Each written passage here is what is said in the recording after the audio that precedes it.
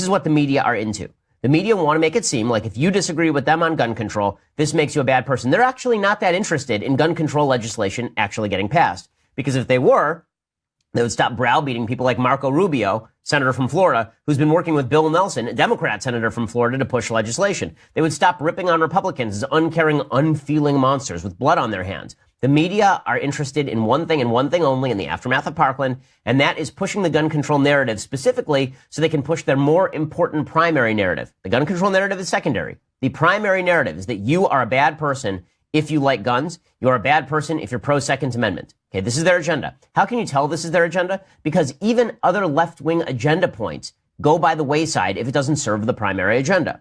So here's what I mean by that. There's a whole group of students over at Parkland who are even further left than the group of students you've seen on TV, the Emma Gonzalez's and the David Hoggs and the Cameron Kaskis. There's a whole group of students that are even more to the left, but you never see them on TV. Why don't you see those left-wing students on TV? After all, the media is full of leftists.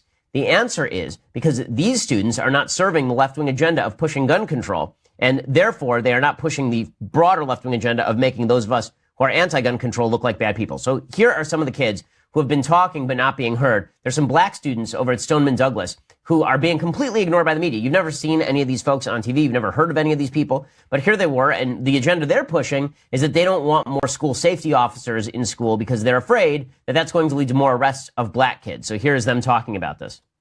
The Black Lives Matter movement has been addressing this topic since the murder of Trayvon Martin in 2012. Yet we have never seen this kind of support for our cause, and we surely do not feel that the lives or voices of minorities are valued as much as those of our white counterparts. I am here today with my classmates because we have been sorely underrepresented and in some cases misrepresented. Dr. Rosalind Osgood is a school board member in Broward County. She helped these students organize and helped them get the media's attention. And let's find means and modes of making their voice available so that they can be heard. It is estimated that one in three police these people were not heard, right? You're not hearing from any of these students, right? This appears maybe a little bit in local media, maybe for a brief second in national media, and then it goes away. Why? Wouldn't this be the intersectional moment? Wouldn't this be the intersectional talking point? Remember, the left's ideology is intersectional. They believe that you can judge someone's opinion and the value of their opinion simply by looking at the group identity, simply by looking at the group to which they belong. So these are black students. That means that their opinions should be held in higher esteem than the white students like David Hogg, right? Otherwise, you're just exacerbating white privilege.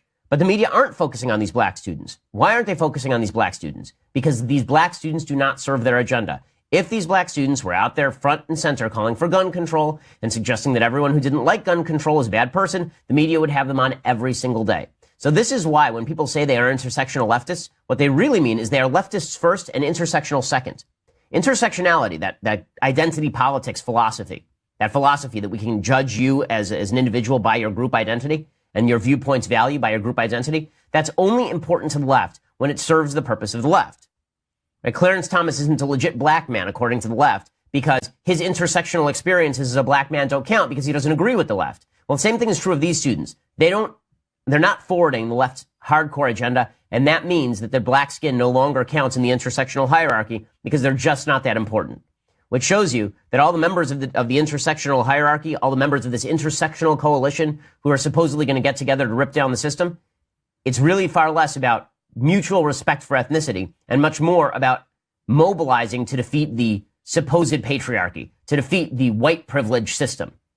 Now, that's why the media can safely ignore these black kids and pretend like nothing is happening with them because it doesn't serve their higher agenda. Well, what does serve their higher agenda? Right now, what serves their higher agenda is using gun control to push for boycotts against media figures they don't like. So this is a continuation of what happened last week. Laura Ingraham, the Fox News host, she was boycotted. Not even really boycott. There's an AstroTurf boycott attempt by David Hogg, who's a student at Marjorie Stoneman Douglas, and he was present when the shooting happened. And he's obviously been put all over the media. You've seen him saying really vile things about people he disagrees with, saying they have blood on their hands, saying that Marco Rubio's a murderer who basically took $1.05 from the NRA for every Florida student and all the rest.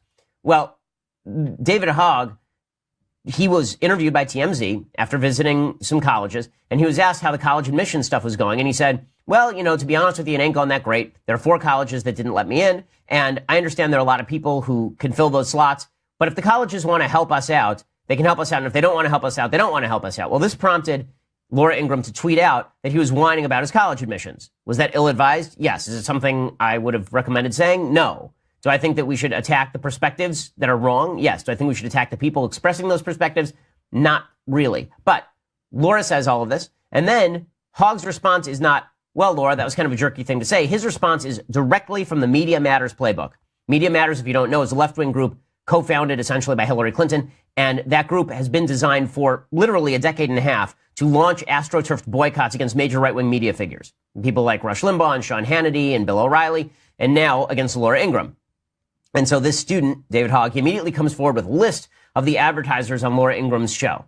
Right, within minutes, he's got a list. Amazing how that worked. It was just incredible. And then all of these advertisers start dropping Laura's show because they don't want the blowback. Because here's the dirty little secret about a lot of advertisers. They're more afraid of the blowback than they are interested in experiencing the pleasure of advertising on a given show. When an advertiser advertises on a show, usually what they're looking for is an outlet to speak to a vast group of people. What they don't want is bad publicity. So even the merest sign of bad publicity for a lot of advertisers is toxic, and a lot of them run away. And so Laura Ingraham apologizes, and David Hogg says, I'm not going to accept the apology. I'm still going to push forward with the boycott. And the media are giddy over this because finally they have a kid that they can stand behind. And this kid is unattackable, right? You're not supposed to say anything bad about him, even about his perspective. You're not even supposed to say he says immoral things because that would be attacking him. And this is according to the folks in the media, right? Brian Stelter on CNN said he does not ask people like David Hogg questions when they say things that are absolutely unacceptable because that would be somehow impugning their dignity or honor. I think Brian tries, but I think that was a pretty telling statement. Okay, David Hogg is being used as a shield by the media in order so they can push the sword at their political enemies like Fox News and Laura Ingraham. So Hogg, of course, is really excited about this, and he's going to become the boycott leader of the left, and the left is happy to use him this way. He says that corporate America is standing with him. Here's him making this statement to Allison Camerata, who, by the way, last week said that what dumbass college wouldn't let someone like you in? To David Hogg. Well, David Hogg wasn't let into some of the colleges on the West Coast because his SAT scores weren't high enough. I mean, all of his admissions were done months ago before any of this happened. And his SAT scores, apparently, according to David Hogg, are like a 1270, which is a fine SAT score, but that's 100 points below the average at UCLA. So he wouldn't expect to get into UCLA. In any case, here's Allison Camerata and David Hogg, making out on national TV, or, her at least plastering her lips to his butt. I think it's great that corporate America is standing with me and the rest of my friends, because when you come against any one of us, whether it be me or anybody else, you're coming against all of us. And I think it's important that we stand together as both corporate and civic America to take action against these people and show them that they cannot push us around, especially when all we're trying to do here is save lives. Okay, well, that's all he's trying to do. Forget all the things that he said that are terrible about people, calling Dana Lash a murderer and someone who doesn't care about her children, and saying the same thing about Marco Rubio. And Allison Camerata just sitting there nodding through this whole thing. Corporate America is not standing with David Hogg. Corporate America is standing with non-controversy. And this is the truth about corporate America. They don't want controversy, which is understandable. If you run a business and you are selling a sleep aid and you are on a show and the show starts to become very controversial and suddenly your sleep aid is popping up in all the ads, you're afraid of the blowback. And so maybe you pull your advertisements. The left knows this, and that's why they're pushing it. And so David Hogg decides to push this even further. He says, listen, I understand that Laura Ingraham apologized to me, and I don't accept her apology, but she shouldn't just stop there. She should also apologize again on CNN, of course, on CNN. And then he says, you know what else? I would really appreciate if she would apologize to LeBron James. Why LeBron James? Okay, because a month before this shooting happened in Parkland, she said to LeBron James that he should shut up and dribble. We talked about it on the show. It wasn't something that I was fond of her saying.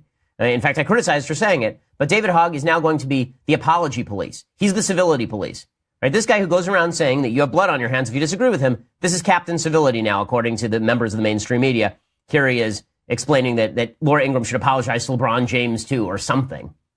There have been multiple instances throughout Ingram's professional career where she's tried calling out people, for example, at Dartmouth University because of their sexual orientation, and she told LeBron James to shut up and dribble. I don't see any apology for those people. I mean, why? It's really sad. It's disturbing to know that somebody could cause... Whatever. Okay, it's just absurd. Why should she apologize to David Hogg if he's not going to accept it? And then why is he calling on her to apologize to other people if he says the apologies mean nothing? None of this makes any sense, except insofar as the media are happy to watch David Hogg go out there and call for boycotts because they want Fox News boycotted. They're a competitor. And then they want people, and then they are firmly convinced that you cannot attack anything that David Hogg says. Again, David Hogg seems like a smart kid. David Hogg seems like a politically wily player. That doesn't mean everything that he says is moral or decent. In fact, I think a large percentage of what he says is immoral and